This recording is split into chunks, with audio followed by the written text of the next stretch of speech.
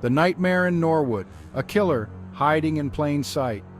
Did you know that a friendly neighbor, a hardworking contractor, even a cheerful clown could be hiding a sinister secret? It's a chilling thought, isn't it? The idea that someone who seems so ordinary, so integrated into the fabric of the community, could be living a life of unimaginable horror behind closed doors. In the quiet suburbs of Cook County, Illinois, John Wayne Gacy, a man who embodied the American ideal, was living a double life. He was the kind of person you might see at a local event, always ready with a smile and a helping hand. But behind the facade of normalcy lurked a depraved killer, one who would forever etch his name in the annals of criminal history. Gacy's crimes were not just acts of violence. They were acts of pure evil, meticulously planned and executed with chilling precision. Gacy's story is not for the faint of heart. It is a dark and twisted tale that delves into the depths of human depravity. His actions left a scar on the community, a wound that would take years to heal. It is a chilling tale of deception, torture, and cold-blooded murder that shocked the nation. The sheer scale of his crimes, the number of lives he destroyed, is almost beyond comprehension. This seemingly ordinary man, a pillar of his community, was unmasked as a ruthless predator who preyed on young boys and men, their lives tragically cut short. The community was left reeling, struggling to come to terms with the fact that someone they trusted had committed such heinous acts. For years, Gacy's charm and normalcy masked his dark secret. He was a master manipulator, able to convince those around him that he was just like them, a regular guy with a regular life. He was active in local politics, volunteered at charity events, and was always willing to lend a hand. His involvement in the community only served to further mask his true nature, and even entertained children as Pogo the Clown. His clown persona was a hit at local events, bringing joy and laughter to countless children. Little did they know the man behind the makeup was a monster. No one suspected the horrors that were taking place within the walls of his unassuming ranch house. It was a place where nightmares became reality, where innocence was shattered and lives were destroyed. The nightmare began to unravel in December 1978 with the disappearance of 15-year-old Robert Peast, last seen at Gacy's contracting company. His disappearance set off a chain of events that would eventually lead to the unmasking of one of the most notorious serial killers in American history. What began as a missing persons case soon spiraled into a horrifying discovery that would expose the true depths of Gacy's depravity.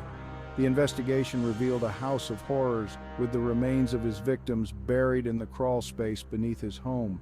The community was left in shock, struggling to comprehend the magnitude of Gacy's crimes.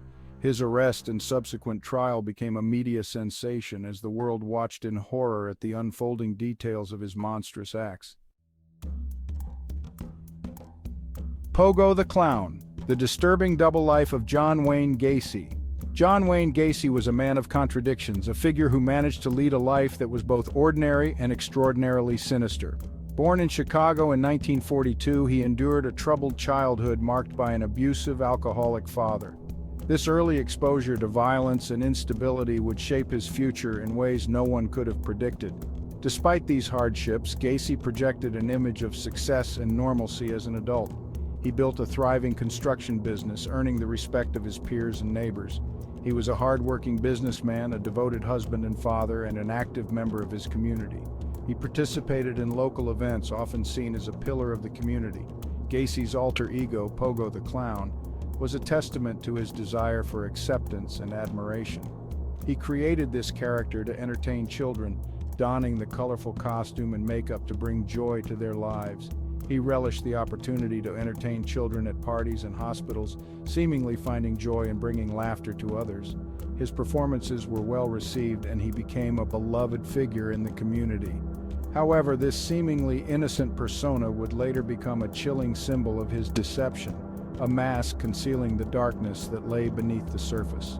The cheerful facade of Pogo the Clown hid a mind capable of unimaginable horrors. The contrast between Gacy's public persona and his private reality was stark. While he appeared to be a model citizen, his private life was a labyrinth of dark desires and sinister actions. He was a man who craved power and control, his desires manifesting in the most horrific ways imaginable. His basement became a chamber of horrors, a place where he could exercise his twisted fantasies without fear of discovery. His victims, mostly teenage boys and young men, were lured to his home with promises of work, money, or simply a place to party. They were often vulnerable, seeking opportunities or companionship. Once inside, they became trapped in a nightmare from which there was no escape. Gacy's charm and charisma quickly gave way to terror as he revealed his true nature. Gacy's seemingly normal life served as the perfect cover for his crimes. His neighbors and friends had no reason to suspect the horrors that were unfolding behind closed doors. His standing in the community, his involvement in politics, and his seemingly loving family provided a shield of respectability, allowing him to operate undetected for years. He even hosted social gatherings, further cementing his image as a respectable citizen. His ability to compartmentalize, to separate his public persona from his dark desires, was both chilling and baffling. It was this duality that allowed him to evade suspicion for so long, making his eventual capture all the more shocking. When the truth finally came to light, the community was left in a state of disbelief. The man they thought they knew was revealed to be a monster, responsible for the deaths of at least 33 young men and boys. The aftermath of Gacy's crimes left a lasting impact on the community. Memorials and vigils were held to honor the victims, and the story of John Wayne Gacy became a chilling reminder of the darkness that can lurk behind even the most ordinary facades. The Missing Boys, a timeline of terror unfolds. This is a story that spans years, a chilling narrative of innocence lost and evil lurking in plain sight. The first whispers of trouble began long before Gacy's arrest. The community was unaware of the dark shadow that was slowly creeping into their lives. As early as 1968, he was convicted of sexually assaulting a teenage boy, a chilling foreshadowing of the horrors to come. This conviction, however, was just the tip of the iceberg. Despite serving time in prison, Gacy managed to rebuild his life upon his release, marrying, starting a family, and establishing himself as a respected member of the community. He was known for his involvement in local events, often seen as a friendly face in the neighborhood. However, the darkness that lurked within Gacy could not be contained. His outward appearance of normalcy masked a sinister reality. In 1972, he committed his first murder, claiming the life of a young hitchhiker. This act marked the beginning of a horrifying spree that would last for years. This marked the beginning of a terrifying escalation, with Gacy's murderous urges growing more frequent and brazen. He became more confident, more daring, and more ruthless. Over the next 6 years, young men began to disappear from the Chicago area with alarming regularity. The city was gripped by fear as the number of missing persons continued to rise. Most were teenagers, many from troubled backgrounds, their disappearances often dismissed or attributed to their circumstances. These young men, often overlooked by society, became easy targets for Gacy. Families pleaded for answers, desperate to find their missing loved ones, unaware that a monster was operating in their midst.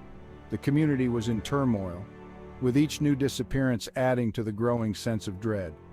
The disappearances followed a chilling pattern. Each case seemed to echo the last, with young men vanishing without a trace. Gacy would target vulnerable young men, often offering them work, money, or drugs. He preyed on their needs and vulnerabilities, using their trust against them. He would lure them back to his home, where he would overpower, torture, and ultimately murder them. The brutality of his actions was beyond comprehension, a stark contrast to his public persona, burying their bodies in the crawl space beneath his house. This hidden graveyard was a testament to his monstrous deeds, a dark secret that lay beneath the surface of his seemingly ordinary life. The discovery of the bodies would eventually lead to Gacy's downfall, but for years, he continued his reign of terror unchecked. The community, once unaware, would soon be confronted with the horrifying truth. Gacy's trial would become one of the most infamous in history, a chilling reminder of the evil that can hide behind a mask of normalcy. The timeline of terror that unfolded left an indelible mark on the community and the nation. The legacy of Gacy's crimes continues to haunt those who lived through it, a stark reminder of the fragility of trust and the darkness that can lurk within the human soul. The Smell of Death, Unraveling the House of Horrors. The investigation into John Wayne Gacy's heinous crimes began with the disappearance of Robert Piest in December 1978. Piest, a 15-year-old high school student, was last seen at Gacy's contracting company, where he had gone to inquire about a summer job opportunity. When Peast failed to return home, his worried family immediately reported him missing. Police quickly focused their attention on Gacy, who had been the last person to see Peast alive and well. A search warrant was obtained for Gacy's house, where investigators made a series of gruesome discoveries that would send shockwaves through the entire nation. The first clue was the overwhelming stench of decay that permeated the entire house. Despite Gacy's desperate attempts to mask the odor with air fresheners and cleaning supplies, the smell of death was unmistakable. As investigators began to search the property, they uncovered a horrifying secret hidden beneath the floorboards. In the crawl space beneath Gacy's house, investigators unearthed a macabre and chilling scene. The remains of 29 young men were found buried in shallow graves, their bodies decomposed and skeletal. The sheer number of victims, combined with the depraved nature of their deaths, painted a horrifying picture of Gacy's true, monstrous nature.